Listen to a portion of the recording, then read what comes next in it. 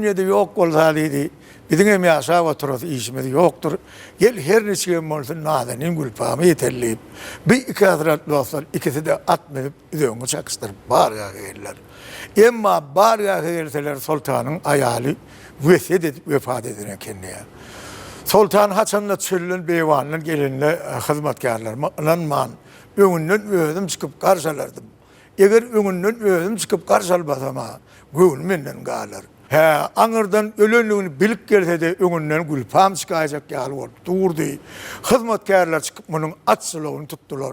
Sultan Hüseyin Baykar'ı köş gücüyle nazar sarsa bağır adam karı giyinip kan yığılap duruptur.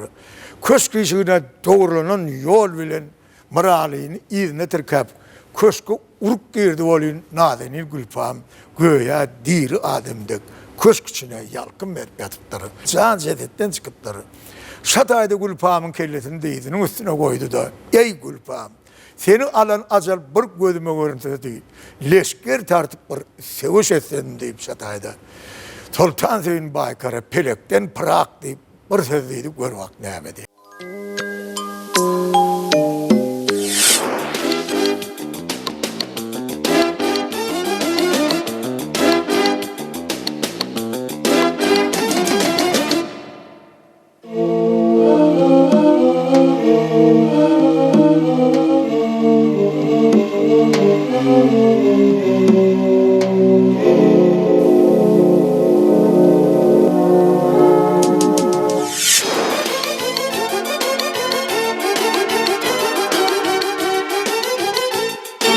Sarkıp belim elinden eylerim ben dadı hey.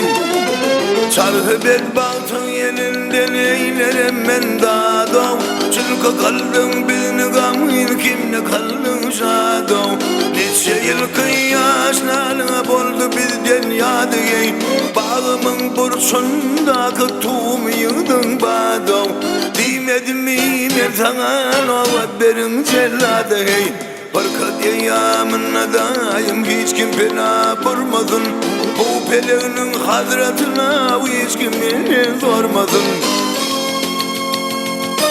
Merceğer tohum eker son bir mahal kadar vurmadın. Tiz ve törün ceseden çıksan kovarım vermedin. Tabıdın tizden yatan yet kırığının harradın.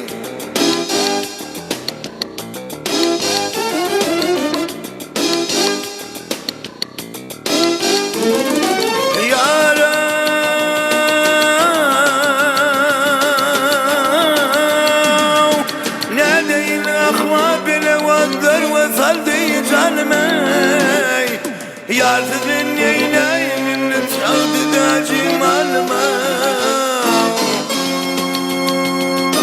Yeğel versem leşker tardım vuruş ederdim azalını.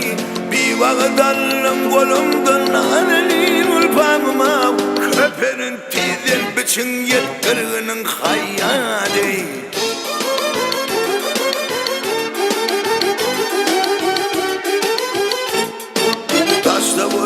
Indi geldin binanın darısı. Karavum vagalardır bulsanın deresi. Bay Fakir'a diyen durur bulmaz acanın parası. Umut düz vursa bozgun ağır bir vadi.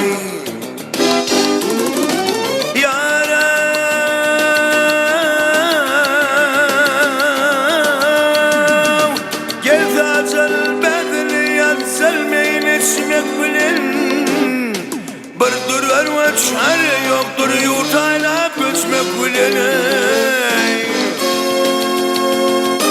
Oğuluydu dostu yerden saylanı gezme bilen. Bu acalına çare yoktur günde yüzümde. Hapazı dey gözüme taş vurmadım sultan deyin. Aktırıp gözün yaşını vermedim sultan deyin. Yar bilen bir kabrin için girmedim sultan deyin.